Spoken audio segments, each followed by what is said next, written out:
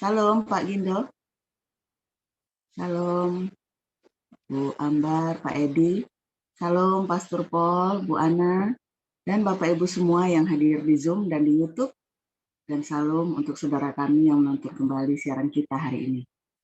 Puji Tuhan, kita sambut firman Tuhan dengan hari yang baru, semangat yang baru. Pembacaan firman Tuhan dari kitab Amos 2, ayat yang pertama sampai 16. Demikian firman Tuhan. Beginilah firman Tuhan. Karena 3 perbuatan jahat Moab, bahkan 4, aku tidak akan menarik kembali keputusanku. Oleh karena ia telah membakar tulang-tulang Raja Edom menjadi kapur. Aku akan melepas api ke dalam Moab, sehingga Puri Keriot dimakan habis. Moab akan mati di dalam kegaduhan, diiringi sorak-sorai pada saat sangkakala berbunyi. Aku akan melenyapkan penguasa dari antaranya dan membunuh segala pembesarnya bersama-sama dengan dia. Firman Tuhan. Beginilah firman Tuhan. Karena 3 perbuatan jahat Yehuda, bahkan 4, aku tidak akan menarik kembali keputusanku. Oleh karena mereka telah menolak hukum Tuhan dan tidak berpegang pada ketetapan-ketetapannya, tetapi disesatkan oleh dewa-dewa kebohongannya yang diikuti oleh nenek. Aku akan melepas api ke dalam Yehuda, sehingga Puri Yerusalem dimakan habis. Beginilah firman Tuhan. Karena 3 perbuatan jahat Israel, bahkan 4, aku tidak akan menarik kembali keputusanku. Oleh karena mereka menjual orang benar karena uang, dan orang miskin karena sepasang kasut. Mereka menginjak-injak kepala orang lemah ke dalam debu dan membelokkan jalan orang sengsara.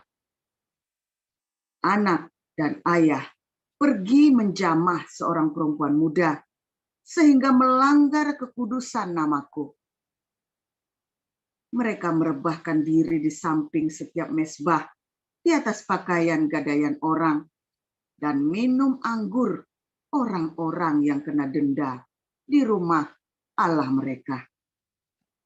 Padahal akulah yang memunahkan dari depan mereka orang Amori, yang tingginya seperti tinggi pohon aras, dan yang kuat seperti pohon terbantin.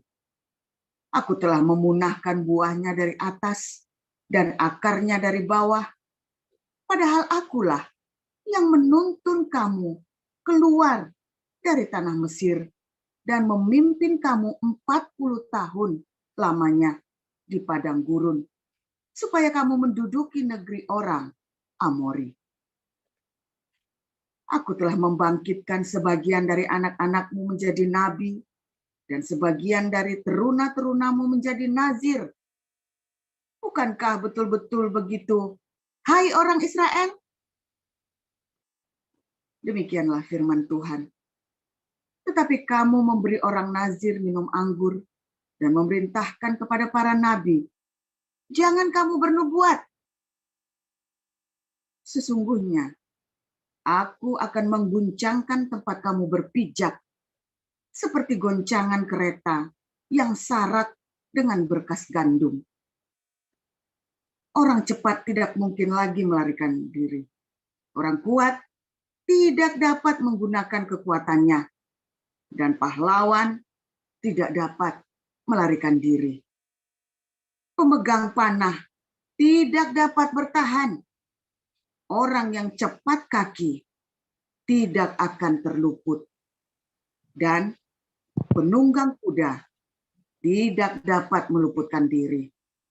Juga orang yang berhati berani di antara para pahlawan akan melarikan diri dengan telanjang pada hari itu.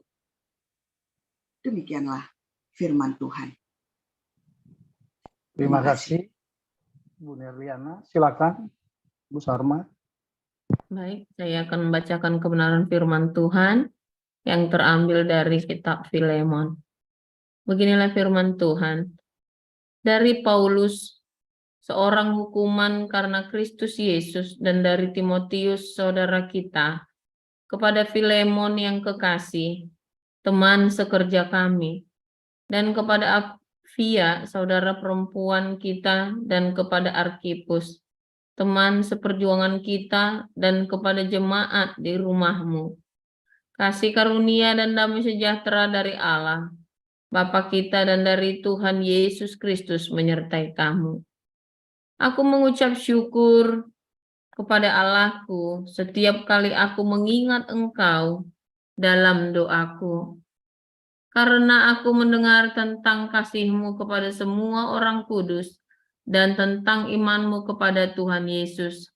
Dan aku berdoa agar persekutuan-Mu di dalam iman turut mengerjakan pengetahuan akan yang baik di antara kita untuk Kristus.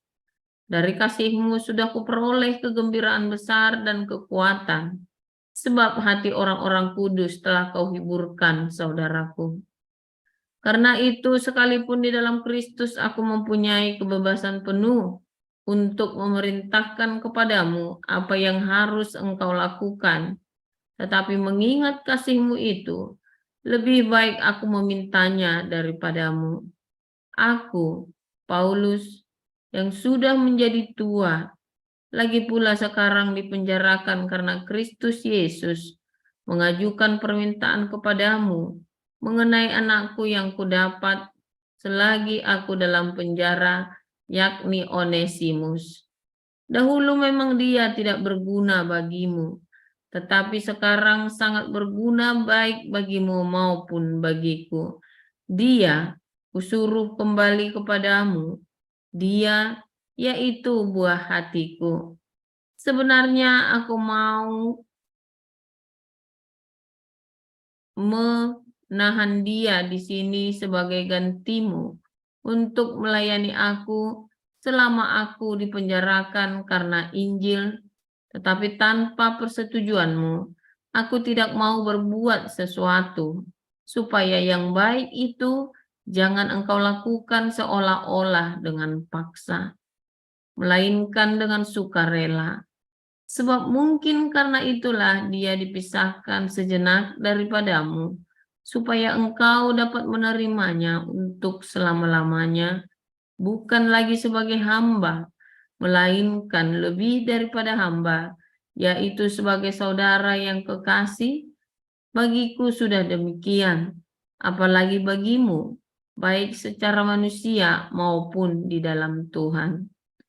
Kalau engkau menganggap aku temanmu seiman, terimalah dia seperti aku sendiri. Dan kalau dia sudah merugikan engkau ataupun berhutang kepadamu, tanggungkanlah semuanya itu kepadaku. Aku, Paulus, menjaminnya dengan tulisan tanganku sendiri. Aku akan membayarnya, agar jangan kukatakan, tanggungkanlah semuanya itu kepadamu, karena engkau berhutang padaku, yaitu dirimu sendiri. Ya saudaraku, semoga engkau berguna bagiku di dalam Tuhan. Hiburkanlah hatiku di dalam Kristus. Dengan percaya kepada ketaatanmu, kutuliskan ini kepadamu. Aku tahu, lebih daripada permintaanku ini akan kau lakukan. Dalam pada itu bersedialah juga memberi tumpangan kepadaku, karena aku harap oleh doamu aku akan dikembalikan kepadamu. Salam kepadamu dari Epafras, temanku sepenjara karena Kristus Yesus, dan dari Markus, Aristarkus, Demas, dan Lukas, teman-teman sekerjaku. Kasih karunia Tuhan Yesus Kristus menyertai roh kamu. Demikian. Terima kasih Ibu Sarma, terima kasih Pak Yuda. Firman Tuhan pagi ini judulnya yang datang kepada kita, dosa yang tidak diampuni. Silakan Pastor Paul. Shalom semuanya, shalom alaihim. Baruch ata Adonai Eloheinu melech haolam.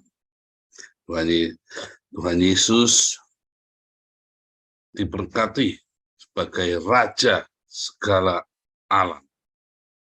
Saudara, ketika kita berkata dosa yang tidak terampuni, apakah ada dosa yang tidak terampuni, saudara? Ya. Satu, menghujat Roh Kudus, tentu saja tidak terampuni. Ya. Dan kalau Anda tidak menerima Tuhan Yesus sebagai Tuhan dan Juru Selamat, tentu saja. Dan kalau Anda tidak mengampuni, ya, tiga hal ini, saudara, ya. Jadi dosa yang tidak terampuni. Ulangi ya, tanya ya, ketika Anda menghujat Roh Kudus, Anda sudah di dalam kasih karunia, Anda sudah melihat bagaimana pekerjaan Tuhan, bagaimana karya Roh Kudus dilakukan. Tapi Anda tetap menyangkal, maka dosanya itu nggak terampuni, saudara. Kedua, ketika Anda tidak mau menerima Tuhan Yesus sebagai Juru Selamatmu, ya dosamu nggak diampuni. Ketiga, kalau Anda tidak mengampuni, ya juga tidak terampuni.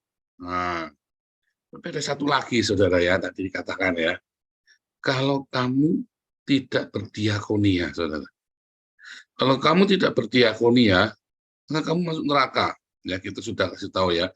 Kalau kamu menahan hak orang miskin, maka kamu masuk neraka. Wah, ngeri, saudara, ya. Ternyata nggak bisa cuma asal percaya Yesus saja kita selamat ya, saudara, ya. Oh iya, saudara, sebab ketika kamu tidak berdiakonia, kamu juga berarti tidak percaya Yesus. Otomatis kalau kamu tidak berdiakonia, kamu ngaku Kristen, kamu tidak berdiakonia, kamu percaya Yesus, tapi kamu tidak mengampuni, itu sama saja kamu tidak percaya sebenarnya. Jadi nggak ada, terus, oh yang penting saya sudah Kristen, sudah pasti selamat. Enggak, saudara. Ada konsekuensi dari percaya. Tetapi ada satu lagi, satu lagi. Ketika kamu tidak memperlakukan karyawanmu dengan benar, saudara, dengan layak. Ketika kamu menindas karyawanmu, ya, serius, saudara. Ketika kita menindas karyawan kita, saudara, itu adalah satu tindakan yang tidak diampuni, saudara. Karena dia orang yang lemah, dia datang kepadamu karena dia lemah. Dan kamu menindasnya, saudara. Nah, lalu kamu berkata bahwa kamu percaya Yesus. Wah, ini kan ironik sekali, saudara. Dari mana kita bisa berkata kita percaya Yesus, sementara kita sendiri menindas orang yang lemah, saudara. Waduh, ini sangat bertolak belakang, saudara, ya.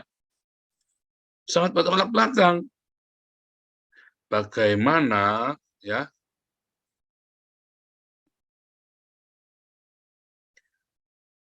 kita berkata bahwa kita ini percaya Yesus, sementara ada orang yang lemah, ada orang yang miskin, kita tindas, saudara.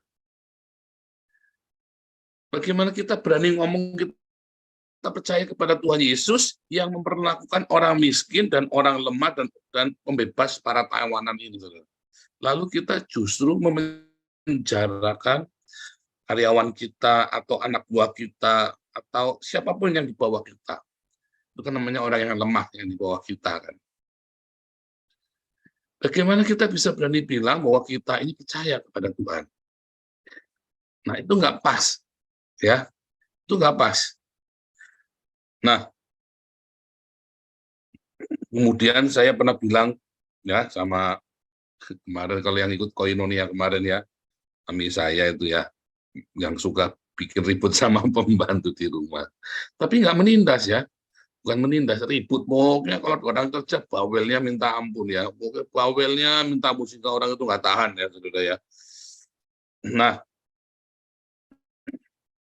ini, saudara, ya. Ketika ada orang yang datang padamu jadi karyawan, jadi anak buahmu atau meminta sesuatu karena dia nggak berdaya, lalu Anda tindas dan dia diam saja, dia diam sajanya karena nggak berdaya, ya. Apa boleh buat, ya gimana lagi, ya. Maka disitulah ada dosa yang tidak terampuni itu, saudara. Artinya tidak terampuni, sebenarnya bukan karena dosa itu yang tidak diampuni, artinya kamu sendiri belum percaya Tuhan Yesus. Tadi ya, ada orang meminta kepadamu di dalam kemiskinannya, ya, dan Anda tindas dia. Mungkin Anda hina dia, Anda maki-maki dia. Bukan meminta hal-hal yang sekuler ya, hal-hal yang sekunder, tapi hal-hal primer, katakan tadi ya. Tapi Anda tindas dia. Lalu Anda manfaatkan, ini orang ngemis minta-minta. Oh, siapa saudara yang masih begitu?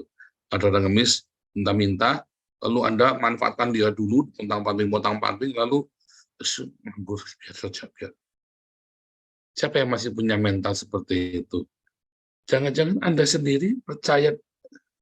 Ya, jadi bukan tindakan itunya, saudara, tetapi tindakan itu menunjukkan bahwa kamu belum lahir baru.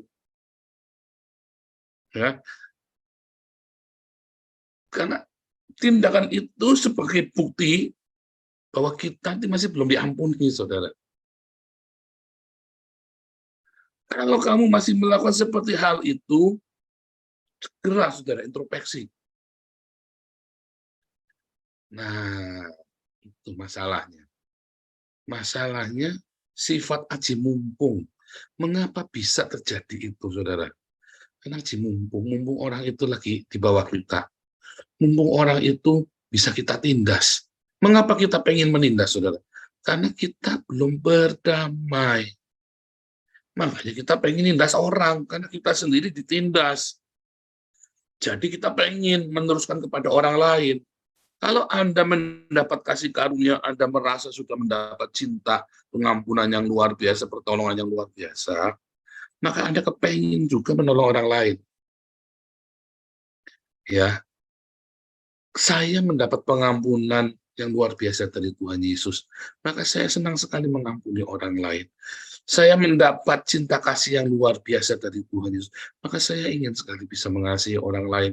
Saya tahu saat pasti saya bikin kesalahan, maka saya ingin sebisa mungkin saya bisa memahami orang lain seperti Tuhan mengerti saya. Sebagaimana kita mendapatkan sesuatu, itulah pendamaian. Itu yang namanya didamaikan dengan Tuhan Yesus. Sebagaimana kamu memperoleh sesuatu, ya, maka segitu juga kamu memperoleh pendamaian itu dan kamu akan dengan mudahnya berikan kepada orang lain. Kamu tidak akan memberikan kepada orang lain yang tidak kamu punya. Kalau kita punya pendamaian, maka kita akan memberikan pendamaian kepada orang lain. Kan begitu, saudara. Ada orang menerima pengampunan, tetapi dia tidak merasa diampuni. Dia merasanya, saudara, bagus. Nah, saya lolos nih sekarang nih. Anda tidak berterima kasih karena diampuni, tapi Anda merasa bahwa yang memberikan pengampunan kepada Anda itu bodoh. Anda itu lihai, Anda merasa menang. Iya kan? Anda berpikir ketika Anda diampuni itu, Anda lihai, Anda menang.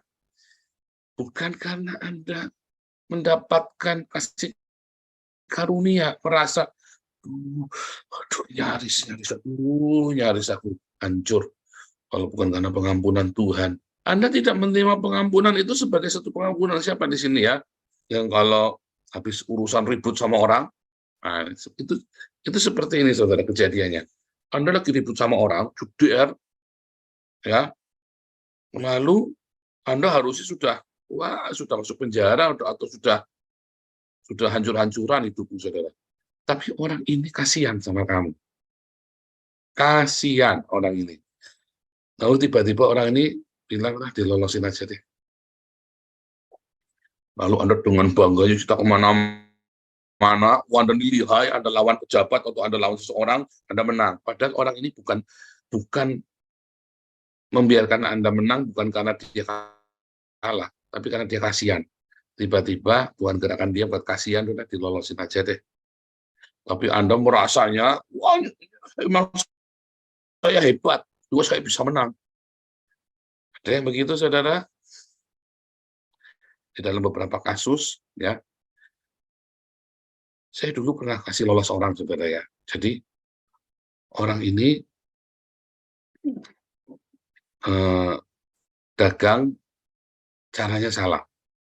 Lalu orang ini minta tolong saya. Tak lolosin, saudara, ya. Saya cara ngelolosinya, saya datengin lawannya dia. Saya bilang, Om, kalau Om lawan dia, Om tetap kalah. Saya kasih tahu ya. Saya open sama dia. Bagaimana? Saya ini mah kelar kasus, Om. Lalu kalau dia ini, Om, saya bukan mau Om ngalah, bukan. Ini anak masih kecil, masih muda. Kalau Om masukin dia dendam. Tambah benar, di dalam dia jadi bajingan. Om ampuni dia, Om. Jangan diterusin. Jangan dilawan, Om jangan nimpa lagi. Nimpa itu membayari ke penegak hukumnya ya. Saya lobby, saudara. Sebab kalau saya masuk, dia masuk, habis, saudara. Jadi waktu sidang itu saya temuin si Om ini ya, si pelapornya ini. Om, tolong Om, kasihan Om. Lalu orang ini lolos, saudara. Ya, teman saya ini lolos. Putusan menang, ya. Jadi pokoknya boleh pulang. Ya, boleh pulang. Sudah ditahan 7 bulan, saudara ya, dan boleh pulang. Terus orang ini lalu ngelecehin perusahaan ini, saudara, si omnya yang lawan ini. Dalam arti saya ngelepasin orang salah ini. Nangkap, saudara? Kamu tuh dilepasin karena si om itu tak lobby supaya si om itu jangan nimpa kamu dengan kejam. Jadi kamu lolos itu bukan karena kamu tuh benar, kamu salah. Nah, itu ya, saudara ya. Banyak orang kalau lagi perkara begitu dilepas. Oh, saya juga mengalami ya. Lawan saya dulu. Ini serius, saudara ya. Jaksanya bilang sama saya, Pak Paul, kasih 30 juta. Nanti orang ini masuk. 1 tahun pasti masuk. 1 tahun, putusan salah 1 tahun. Dia sudah jalanin 3 bulan. Saya bilang, nggak usah, nggak apa-apa. Lepasin aja. Saya bilang begitu. Saya bilang, udah lepasin aja. Dilepas, saudara. Orang ini juta kemana-mana, malah orang itu ikut ladung saya, saudara. Akhirnya orang ini hidupnya hancur sekarang, saudara ya. Saya lepas dia itu karena kasihan. Saya mandang orang tuanya, saudara, hamba Tuhan. Dan saya nggak mau mencelakakan lebih dalam lagi. Cukup, buat saya cukup. Tetapi seringkali orang ketika dikasih seperti itu kan pengampunan sebetulnya. Dia tidak merasa menerima pengampunan itu, saudara. Dia merasanya, oh itu memang saya yang ini, memang kamu udah tidak bisa apa-apa. Nah, itu sama. Sehingga akhirnya dia tidak bisa mengampuni orang lain. Padahal dia menerima pengampunan. Banyak kita menerima pengampunan dari Tuhan Yesus. Tetapi Anda tidak berpikir bahwa Anda ini orang najis yang tidak layak, yang seharusnya nggak bisa diampuni. Sehingga Anda tidak punya pengampunan itu. Lalu Anda bagaimana mengampuni orang lain? Sulit, saudara. Sulit. Bagaimana Anda yang tidak merasa Anda merasa ditindas, tidak merasa dilepaskan dari penindasan itu, lalu Anda mau melepas orang yang Anda tindas? Sulit. Bagaimana Anda bisa melepaskan orang yang lemah kalau Anda tidak pernah mendapatkan kasih karunia itu? Karena sifat menindas itu, sifat pecundang itu ada dalam hidup manusia. Anda yang dendam dengan kemiskinan, kayak saya dulu, Anda kan begitu sudah memperlakukan seperti itu. Anda yang dendam dengan masa lalu, ya mungkin Anda sukses sekarang karena dendam itu. Ingat, dendam dan cinta adalah 2 motivasi terbesar dalam hidup kita. Dendam dan cinta, ya, kebencian dan cinta. itu adalah dua motivator terbesar hidup kita, saudara. Anda bisa sukses karena saking dendamnya Anda dengan kehidupan, atau Anda saking mencintai, maka Anda bisa sukses. Kalau Anda penuh dengan cinta yang melimpah, Anda sukses. Anda penuh dengan kebencian yang melimpah, Anda juga bisa sukses. Ya, seorang raja atau taupan atau laupan yang sukses itu ya, mafia yang dipenuhi dengan kebencian, dia bisa sukses. Seorang yang dipenuhi dengan cinta yang luar biasa, dia juga bisa sukses, saudara.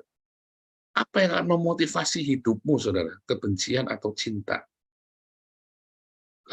Dua-duanya membawamu kepada keberhasilan. Ya. Tapi ketika kamu penuh dengan cinta, maka kamu akan melakukan orang lain itu. Walaupun kamu isi kepalamu dengan segala macam pengetahuan tentang agama, saudara. Malah Anda justru akan membenarkan, cari-cari pembenaran dalam pikiranmu, agama itu dijadikan kebenaran buat Anda menghukum orang lain atau untuk menjadi hakim bagi orang lain dengan kekuasaan yang kamu punya, dengan power yang kamu punya, uang yang kamu punya, harta keberhasilan yang kamu punya dipakai untuk mencelakakan orang lain dengan dalih pembenaran agama, ilmu agama yang kamu punya. Tetapi kalau kamu penuh dengan cinta, maka kamu pemikirannya bagaimana saya bisa melepaskan orang lain, bagaimana saya bisa mengampuni, bagaimana saya bisa membangun, bagaimana saya bisa berarti sesuatu bagi sesama dengan segala keterbatasan yang miliki, sekalipun dia tidak belajar agama. Sekalipun dia tidak belajar agama. Ajaib ya. Ajaib, itulah faktanya. Sekalipun dia tidak belajar filosofi, polos orangnya, saudara, dia tidak tertarik dengan agama, tidak tertarik, tetapi itu insting dia, naluri di dalam hidupnya dia. Makanya, saudara, ketika ada indikator tadi Anda baca di Amos, ya, Anda menindas orang miskin, ada orang lemah, ada benam sekalian diinjak kepalanya, ada orang lagi lemah malah diinjak sekalian. Ada orang lagi jatuh, mau sekalian ditiban, bukannya ditolong, sekalian diajar, sekalian. Jangan-jangan kamu belum lahir baru loh. Artinya, kita juga nggak selamat loh, hati-hati loh, saudara. Ayo, semua cek. Cek isi hati kita. Cek tingkah laku, sikap kita menghadapi respon-respon seperti itu. Cek, saudara, jujur. Ya, kalau kita jujur, kalau kita selalu membersihkan hati nurani kita cek, yakin, nanti nggak ada kata terlambat. Tapi masalahnya kita nggak ngecek, saudara, sehingga waduh, udah terlambat. Ternyata belum lahir baru, waduh, jangan sampai, saudara ya. Setiap hari saya ngecek, setiap kali, ya. Setiap hal, jangan, makanya Paulus berkata kerjakan keselamatan itu loh, saudara, dikerjakan itu, kerjain PR kita tiap hari. Kita punya PR dalam kehidupan kita tiap hari, ya, cek, ya, level kasih kita, aktivitas kasih kita, retorika atau tindakan nyata, ya. Anda belajar agama, belajar, ya, yang di YouTube itu orang-orang Islam kerjanya nutupin gereja. Hati-hati, saudara. Ya, mau benci banget sama orang Kristen. Hati-hati. Ya, pasti kamu jadi pengikutnya setan. Pasti kamu pecundang. Karena merasa orang Kristen itu kan penjajah, kan? Ada kebencian kepada orang Kristen di hati orang-orang pribumi Indonesia dan Arab Indonesia karena ditanamkan bahwa Kristen itu agama penjajah. Lalu dia akan memperlakukan seperti itu, saudara. Ketika orang-orang Islam sudah mayoritas, mereka menjadi penjajah. Padahal mereka adalah penjajah dari dulunya. Lalu karena mereka kalah, mereka jadi kutu kuprat. Lalu begitu Indonesia berdiri, orang Belandanya nggak ada, mereka kembali ke sifat asalnya. Dan nggak nyadar. Itulah mental pecundang. Dan itu semua ada di dalam hati manusia. manusia manapun di seluruh dunia mental pecundang seperti itu. Karena mentalnya terjajah, ketika ada peluang sedikit dia bisa nginjak orang, injak tuh orang itu. Karena mentalnya mental terjajah. Anda punya pembantu di rumah, ya, akan injak itu pembantu di rumah. Anda punya karyawan, Anda kejam sama karyawan. Ya kan? Karena Anda bosnya, Anda punya otoritas atas dia. Nah, Anda yang punya pembantu rumah di rumah, Anda yang punya karyawan, Anda yang punya anak buah, amatin apa yang Anda lakukan. Cermin, saudara. Oh, jangan-jangan kamu masih punya mental itu, saudara. Mental budak, mental terjajah, artinya Anda belum lahir baru. Anda yang balik lagi di awal ya. Kalau Anda memperlakukan anak buahmu, karyawanmu dengan semena-mena. Saya tidak berkata bahwa, karyawan dikasih enak, dikasih nganggur, segala macam. Enggak, saudara.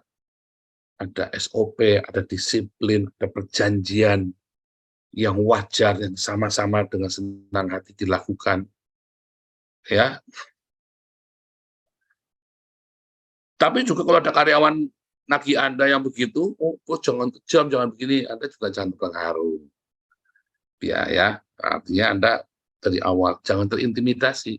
Kalau Anda punya mental yang baik, Anda punya jiwa yang baik, Anda tidak akan mudah terintimidasi framing orang, saudara. Anda tahu Anda sedang melakukan yang benar. Tegas, saudara. Karena Anda tidak pity, Anda sedang mercy. Kalau Anda pity, Anda akan dimanfaatkan orang lain. Ya, termasuk di dalam diakonia, embun pagi, ya. Kalau Anda pity, Anda akan mudah ditekan, kayak Pak Ape kan sering ditekan itu kan. Ya mudah diakalin, akhirnya Pak Ape nggak tahan, nekannya ke kita lagi. Tapi kalau Pak Ape punya mercy, ya kita ada SOP, jalanin saja ya. Udah enteng, saudara. Kalau Anda punya kasihan, dunia orang kasihan ya, dituntun supaya ikut SOP, diajari supaya ikut SOP-nya. Karena kan kita pengen bantu dia. Tapi jangan dilanggar SOP-nya. Beberapa orang nembus ke saya ya, ngaduin tentang Pak Apeng yang tidak baik. Saya bilang, kamu sudah ikutin SOP-nya. Ya, tapi begini. Aduh, Pak Apeng itu hanya melakukan SOP saja. Yang kamu cerita, Pak Apeng sudah cerita. Saya bilang begitu ya. Yang kamu ngomong itu Pak Apeng sudah cerita. Pak Apeng itu hanya melakukan SOP. Enggak saya maki-maki, kamu ikutin SOP-nya. Caranya begini. Kalau sudah kamu hubungi Pak Apeng, pasti akan dibantu kamu sama Pak Apeng. Yang penting ikutin SOP-nya. Simple, itulah mercy. Bukan pity, sehingga kita tidak mau di-framing atau dituduh orang lain. Jadi sebaliknya kita juga ngerti, saudara. Kalau Anda belum merdeka, Anda akan dituduh, saudara. Oh, dia berantem, ada pisu-pisuan, saudara.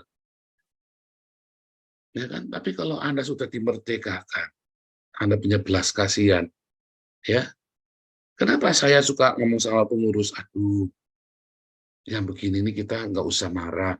Saya juga dulu mentalitasnya begitu. Kalau bisa dapat gratisan, saya ngemis sana, ngemis ini, dapat semuanya dari mana-mana. Pengennya juga begitu saya. Saya pernah jadi orang miskin, yang mentalnya nggak baik. Tetapi selamanya kan miskin, selama mentalitasnya masih begitu. Sampai saya dirubahkan, maka saya berhasil. Mentalitas itu harus berubah. Sampai saya berubah. Makanya mentalitas itu saya bilang wajib embun pagi. Supaya mendengar. Ya, masa dari 365 hari Anda tidak ada satupun yang rema. Tidak mungkin. Pasti ada satu hari rema dalam hidupmu. Dan akan mengubah hidupmu, saudara. Datanglah embun pagi yang rajin. Ya, saya waktu zaman saya susah, saya selalu jam 4 pagi bangun. Doa. Ya. Tidak pernah absen, saudara. Saya kalau ada doa pagi, saya ikut doa pagi selama di Indonesia dulu ya, dimanapun saya berada di Jakarta ya ikut doa pagi. Waktu saya di Palembang ya ikut doa, dimanapun saya kota dimanapun saya ikut doa pagi, saudara. Kalau di sini mau bangun pagi gimana, jam 2 baru tidur. Kemarin aja HBC saya kesiangan bangun jam. Oke, saudara ya. Tuhan Yesus memberkati.